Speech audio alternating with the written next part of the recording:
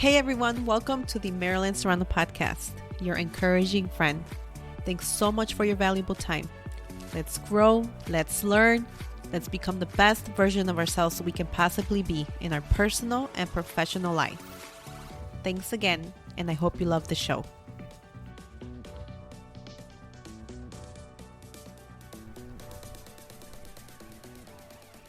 Hey everyone, welcome back to the show. Happy Wednesday. Thank you so much for investing time in yourself today, for being open-minded and listening to the perspective and experiences of others, including myself. I personally find that very cool, and I heard this before and it's worth sharing. As you listen to someone speak, imagine that you are shopping. Take and use only those ideas that apply to you now. You certainly don't have to buy into everything one person says, but do give yourself a chance. Listen with an open mind. If something makes sense to you, try it. If it doesn't, discard it. Remember, in whatever you do, be a student, not merely a follower. Those were the wise words from my heavenly mentor, Jim Rohn. So today's episode is one that I hope you will gain so much value from, because I strongly believe it is one that can change your life. In one of the first episodes I made this year, I had mentioned how we have an average of 60,000 thoughts a day. Can you guys imagine that? 60,000 thoughts a day. That's a lot of thoughts in just one day. Now imagine how many you have in a week or a month or in a year. It's crazy. So now that you know how many thoughts you have in one day, let me ask you this.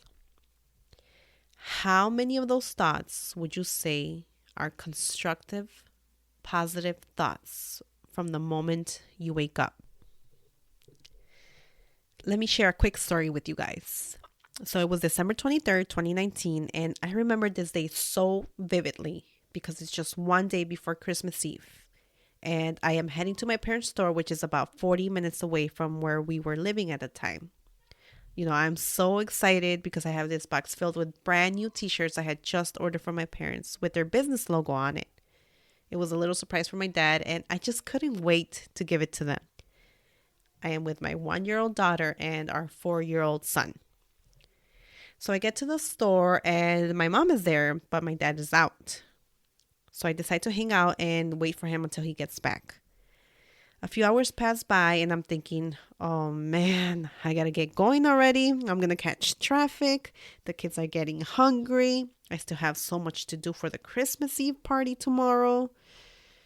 More and more thoughts are coming in, like these cicadas that are popping out of nowhere and landing on your shirts right now. I've got so much to do, you guys. So I tell my mom in Spanish, Mom, I've got to get going. Please take a video of my dad. I want to see his face when he sees the shirts. I will, she says. So I'm packing the kids' stuff. I gather all my things, and the kids and I rush through the door like there's no tomorrow. We're not about to get stuck in traffic. But I did not expect what would happen next. I'm driving on a highway going the speed limit, and I see the light turn yellow, so I stop. As soon as I stop, something tells me to look up to the rearview mirror in that very moment. And what I see was something I would never, ever want anyone else to see. In that very moment, all I see is a trailer still going at full speed moving towards me, and bam! I let out a loud, terrified scream as this trailer crashes right into us. Our kids are screaming and crying so hard, you guys. It was a scream like no other. Our car gets pushed towards the center and the intersection, and I am trembling as I try to park the car as fast as I can. All I'm thinking is, oh, my kids, my kids. That's all I cared about in that moment. I'm crying. I'm scared. I quickly get out as soon as I park the car, and I open the door where my little boy was at. I check him and he is crying frantically. I unbuckle him and I get him out. I then go around with him to the other side where my little princess is at, and I open the door, and there I see, all I see is vomit all over her. She's shaking, she's crying. Oh my gosh, you guys, it was a parent's worst nightmare.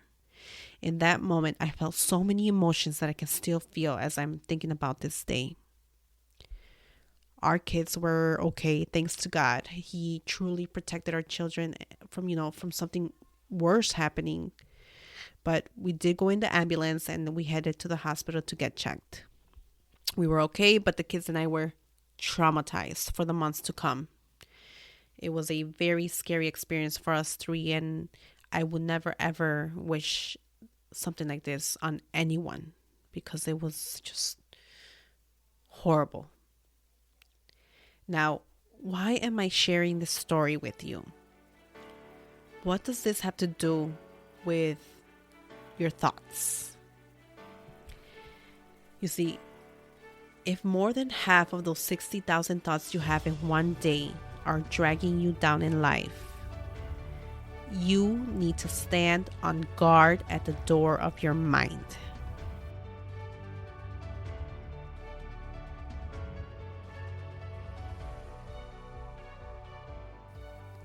What do I mean by that? You see, when you allow thoughts run into your mind and throw some crazy wild parties in it, you act in accordance to those thoughts, which is why it's so important to stand on guard to protect your mind. Before I left my parents' shop, I allowed these anxious, worried, destructive thoughts take over my mind. How I have to do this, how I didn't do that, how this still needs to be done, what if this happens, I need to hurry up. That pressure caused me to feel rushed and rush in that moment.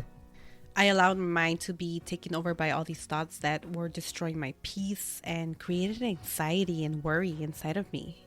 So I acted in accordance to those thoughts. Instead of having another coffee with my mom, I'm over here rushing out the door to avoid traffic so that I can get things done.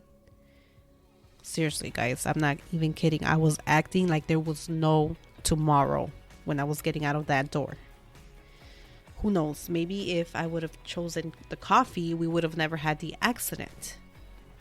Now, I am a strong believer that things don't just happen. Things happen just. But where I'm trying to get at is that these negative thoughts steal our peace and our joy of enjoying the moment. Now, I'm still guilty of this from time to time. I am human, but I am aware of it. Whenever something negative comes to my mind, I immediately recognize it because I made a conscious decision that I will not allow negativity of myself or of others take over my mind. And you can too. As soon as you begin to have these anxious thoughts, replace them immediately with something you are grateful for. Picture yourself grabbing a piece of paper in your mind with those negative thoughts on it, crumble it up, and stomp on it as soon as they come to your mind. Now, let me give you an example. The other day, I was not having it. I am feeling very sick and I have to go walk little Mr. Henry to do his business. As I'm walking down the street, I'm thinking to myself, oh man, I feel so crappy. I don't feel like doing this. Oh, this stinks. Okay, I didn't use all those words, but hey, I'm keeping it PG here. But then, guess what happened? Something so simple, yet so powerful happened. I look down and I see the most beautiful little thing. I see little Mr. Henry on his leash, looking so cute and so happy. He's sniffing everything around him with his cute little tiny self. He is hopping and running like a little bunny on the tall grass, enjoying his walk. In that moment, I am filled with so much gratitude. I feel so much joy just staring at him, being his little self. And I give thanks to God for this little boy he allows me to take care of. I'm thinking to myself, he won't be around forever. This is a moment I must cherish with all my heart. And suddenly, I was not being a cranky pants anymore. Suddenly, I don't have to walk Henry. I get to walk Henry. I get to walk. Some people can't even do that. I get to enjoy the beautiful weather. I get to see the beautiful trees. I don't have to. I get to. You see, you have the power to control your mind. It takes a lot of work.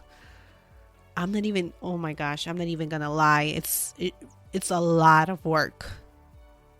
But it's possible. Controlling your mind is one of the best works you can do in this life because it will help you get through a lot of things. It will help you see clearly and make better decisions. And it will keep the peace with those around you. Author, speaker Tony Robbins once said, "My teacher Jim Rohn taught me a simple principle.